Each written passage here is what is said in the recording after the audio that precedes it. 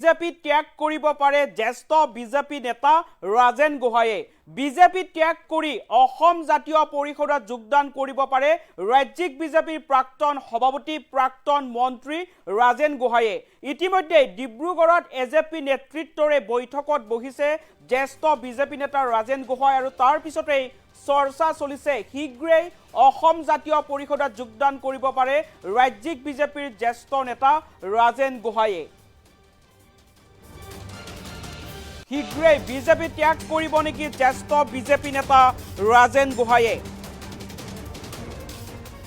অচিৰেই এজেপিত যোগদান কৰিব পাৰে ৰাজেন গোহাঁয়ে এসময়ত ৰাজ্যিক বিজেপিৰ সভাপতি আছিল ৰাজেন গোহাঁই চাৰিবাৰকৈ নগাঁও সমষ্টিৰ পৰা বিজেপিৰ সাংসদ নিৰ্বাচিত হৈছিল ৰাজেন গোহাঁই মোদী চৰকাৰৰ আমলতে ৰেল ৰাজ্য মন্ত্ৰীও আছিল ৰাজেন গোহাঁই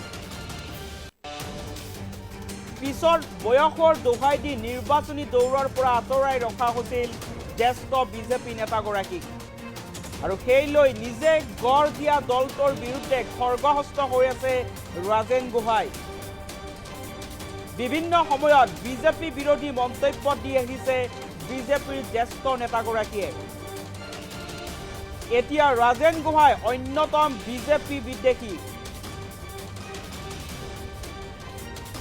ডিব্ৰুগড়ত দুদিন ধৰি বাহৰ পাতি এজেপিৰে আলোচনাৰ চৰ্চা চলিছে এতিয়া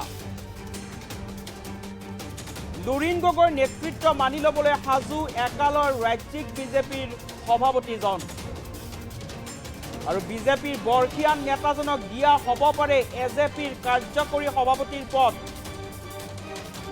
আৰু জনাইছো এটা পলিটিকেল ব্ৰেকিং নিউজ শীঘ্ৰেই বিজেপি ত্যাগ কৰিব পাৰে জ্যেষ্ঠ বিজেপি নেতা ৰাজেন গোহাঁয়ে বিজেপি ত্যাগ কৰি অচিৰেই অসম জাতীয় পৰিষদত যোগদান কৰিব পাৰে প্ৰাক্তন মন্ত্ৰী প্ৰাক্তন ৰাজ্যিক বিজেপিৰ সভাপতি ৰাজেন গোহাঁয়ে ইতিমধ্যে বিজেপি দলৰ নেতৃত্বৰ প্ৰতি খৰ্গহস্ত হৈ আছে ৰাজেন গোহাঁই আৰু ডিব্ৰুগড়ত দুদিন ধৰি বাহৰ পাতি আছে ৰাজ্যিক বিজেপিৰ জ্যেষ্ঠ নেতাগৰাকীয়ে চাৰিবাৰকৈ নগাঁও সংসদীয় সমষ্টিৰ পৰা সাংসদ নিৰ্বাচিত হৈছিল ৰাজেন গোহাঁই মোদী চৰকাৰৰ আমলতে ৰেল ৰাজ্য মন্ত্ৰীও আছিল ৰাজেন গোহাঁই কিন্তু পিছত বয়সৰ দোহাই দি নিৰ্বাচনী দৌৰৰ পৰা আঁতৰাই ৰখা হৈছিল বিজেপিৰ জ্যেষ্ঠ নেতাগৰাকীক আৰু সেই লৈ নিজে গঢ় দিয়া দলটোৰ বিৰুদ্ধে ইতিমধ্যে খৰ্গহস্ত হৈ আছে ৰাজ্যিক বিজেপিৰ নেতা ৰাজেন গোহাঁই বিভিন্ন সময়ত বিজেপি বিৰোধী মন্তব্য দি আহিছে ৰাজেন গোহাঁয়ে বিভিন্ন সময়ত দেখিবলৈ পোৱা গৈছে ৰাজেন গোহাঁই দলটোৰ প্ৰতি খৰ্গহস্ত হোৱা দেখিবলৈ পোৱা গৈছে দলৰ নেতৃত্বৰ প্ৰতি মুকলিকৈ ক্ষোভ ব্যক্ত কৰি আহিছিল বিভিন্ন সময়ত ৰাজেন গোহাঁয়ে আৰু এতিয়া চৰ্চা চলিছে ডিব্ৰুগড়ত দুদিন ধৰি বাহৰ পাতি অসম জাতীয় পৰিষদৰ নেতৃত্বৰে আলোচনাত বহিছে ৰাজেন গোহাঁই লুৰিণ গগৈৰ নেতৃত্ব মানি ল'বলৈ সাজু হৈছে এতিয়া একালৰ ৰাজ্যিক বিজেপিৰ সভাপতি ৰাজেন গোহাঁয়ে বিজেপিৰ বৰ্ষীয়ান নেতাজনক দিয়া হ'ব পাৰে এজেপিৰ অসম জাতীয় পৰিষদৰ কাৰ্যকৰী সভাপতিৰ পদ আৰু এতিয়া চৰ্চা চলিছে ৰাজ্যৰ ৰাজনীতিত এতিয়া চৰ্চা চলিছে শীঘ্ৰেই বিজেপি ত্যাগ কৰি অসম জাতীয় পৰিষদত যোগদান কৰিব পাৰে বৰ্ষীয়ান তথা জ্যেষ্ঠ বিজেপি নেতা ৰাজেন গোহাঁয়ে ইতিমধ্যে চৰ্চা চলিছে আৰু ডিব্ৰুগড়ত দুদিন ধৰি ৰাজেন গোহাঁয়ে বাহৰ পাতি এজেপিৰ নেতৃত্বৰে বৈঠকত বহাবলৈ এতিয়া চৰ্চা চলিছে আৰু চৰ্চা চলিছে এতিয়া চাৰিবাৰকৈ নগাঁও সংসদীয় সমষ্টিৰ পৰা সাংসদ নিৰ্বাচিত হোৱা ৰাজেন গোহাঁয়ে বিজেপি ত্যাগ কৰিব পাৰে মোদী চৰকাৰৰ আমোলত ৰেল ৰাজ্য মন্ত্ৰীৰ দায়িত্বত আছিল ৰাজেন গোহাঁই আৰু ৰাজেন গোহাঁয়ে এতিয়া বিজেপি ত্যাগ কৰিব পাৰে আৰু শীঘ্ৰেই বিজেপি ত্যাগ কৰি এতিয়া অসম জাতীয় পৰিষদত যোগদান কৰিব পাৰে ৰাজ্যিক বিজেপিৰ প্ৰাক্তন সভাপতিজনে ইতিমধ্যে নিজে গঢ় দিয়া দলটোৰ বিৰুদ্ধে খৰ্গহস্ত হৈ আছে ৰাজেন গোহাঁই বিভিন্ন সময়ত দলটোৰ নেতৃত্বৰ প্ৰতি মুকলিকৈ ক্ষোভ ব্যক্ত কৰি আহিছে জ্যেষ্ঠ বিজেপিৰ নেতাগৰাকী আৰু এতিয়া চৰ্চা চলিছে দুদিন ধৰি ৰাজেন গোহাঁয়ে ডিব্ৰুগড়ত বাহৰ পাতিছে আৰু এজেপিৰ নেতৃত্বৰে বৈঠকত বহিছে আৰু অচিৰেই অসম জাতীয় পৰিষদত যোগদান কৰিব পাৰে জ্যেষ্ঠ বিজেপি নেতা ৰাজেন গোহাঁইক দিয়া হ'ব পাৰে অসম জাতীয় পৰিষদৰ কাৰ্যকৰী সভাপতিৰ পদ আৰু ইতিমধ্যে চৰ্চা চলিছে যে লুৰিণ জ্যোতি গগৈৰ নেতৃত্ব মানি ল'বলৈ এতিয়া সাজু হৈছে ৰাজেন গোহাঁই বিজেপিৰ বৰ্ষীয়ান নেতাজনক এজেপিৰ কাৰ্যকৰী সভাপতিৰ পদ দিয়া হ'ব পাৰে আৰু শীঘ্ৰেই বিজেপি ত্যাগ কৰি অসম জাতীয় পৰিষদত যোগদান কৰিব পাৰে ৰাজ্যিক বিজেপিৰ প্ৰাক্তন সভাপতি ৰাজেন গোহাঁয়ে। মন্তব্য আছে সন্দৰ্ভত মন্তব্য আগবঢ়াইছে। কি উলিয়াই থাকে এইসব মই নাজানো। যেতিয়ালৈকে মোৰ কথা মোৰ মুখেৰে যেতিয়ালৈকে আপোনালোকে নুশুনে সেইসব কথাৰ কোনো মূল্য আছে বুলি মই নাভাবোঁ। বাতৰিটো বহুত কথা ওলাই থাকে, কিন্তু মই কিমান দূৰ তাত সেই বাতৰিৰ লগত জড়িত আছোঁ সেইটোৱে মই নাজানো। গতিকে তেনেকুৱা কোনো কথা নাই এতিয়ালৈকে। হ'লেতো আপোনালোকে গম পাবই ন। কথা আমি আলোচনা কৰিলোঁ আমাৰ পুৰণা কাৰ্যকৰ্তা লিমিটেড কেইজনমান মানুহে আমি যিটো কাৰ্যকৰ্তা ধাৰা আছে বহুতো, কিন্তু আমি কেইজনমান মানুহে কিবা আলোচনা কৰিলোঁ। সি অসন্তুষ্টিবোৰ অকণমান আছিলে দলীয় জ্যেষ্ঠসকলৰ মাজত, এতিয়াও আছেনে? তেনেকুৱা ধৰণৰ অৱস্থাতে আছেনে? কথাবোৰ কিমান দূৰ খাম কাটিছে? অসন্তুষ্টি সেইটো সম্পূৰ্ণ নিজৰ ওপৰত নিৰ্ভৰ কৰে, নহয় জানো? সেইচব আৰু মই বিশ্লেষণ কৰি বহলাবলৈ নাযাওঁ।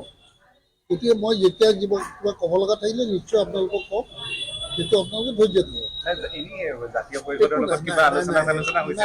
একো হোৱা নাই। জাতীয় পৰিষদৰ লগত কোনো আলোচনা কি উলিয়াই থাকে এইচব মই নাজানো। যেতিয়ালৈকে মোৰ কথা মোৰ মুখেৰে যেতিয়ালৈকে আপোনালোকে নুশুনে সেইচব কথাৰ কোনো মূল্য আছে বুলি মই নাভাবোঁ।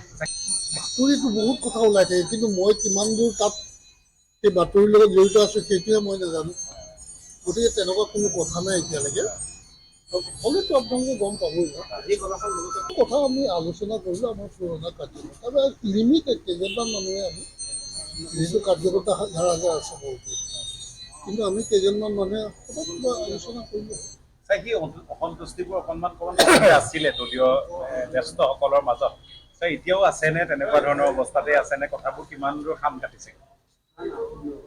অসন্তুষ্টি সেইটো সম্পূৰ্ণ নিজৰ ওপৰত নিৰ্ভৰ কৰে, নহয় জানো? সেইচব আৰু মই বিশ্লেষণ কৰি বহলাবলৈ নাযাওঁ। গতিকে মই যেতিয়া কিবা ক'ব লগা থাকিলে নিশ্চয় আপোনালোকক কওক, সেইটো আপোনালোকে ধৈৰ্য দিব। জাতীয় পৰিষদৰ লগত কিবা আলোচনা হৈছে? একো হোৱা নাই। জাতীয় পৰিষদৰ লগত কোনো আলোচনা কি উলিয়াই থাকে এইচব মই নাজানো। যেতিয়ালৈকে মোৰ কথা মোৰ মুখেৰে যেতিয়ালৈকে আপোনালোকে নুশুনে সেইচব কথাৰ কোনো মূল্য আছে বুলি মই নাভাবোঁ।